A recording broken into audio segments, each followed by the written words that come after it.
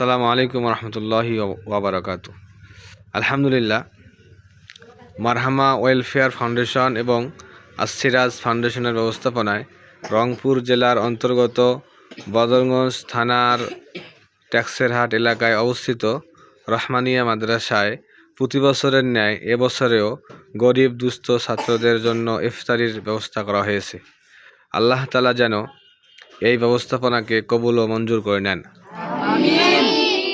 আল্লাহ তাআলা যেন এর সওয়াবটুকু যারা ব্যবস্থাপনা, অর্থায়ন এবং সার্বিক সহযোগিতায় আছেন তাদের দুজাহানের নাজাতের উসিলা হিসেবে কবুল করে নেন।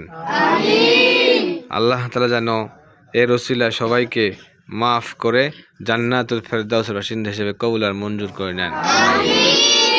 আল্লাহ তাআলা যেন ওনাদেরকে এরকম ব্যবস্থা করার জন্য আজীবন তৌফিক দান করেন। আসসালামু আলাইকুম রহমতুল্লাহি ওয়া বারাকাতুহু।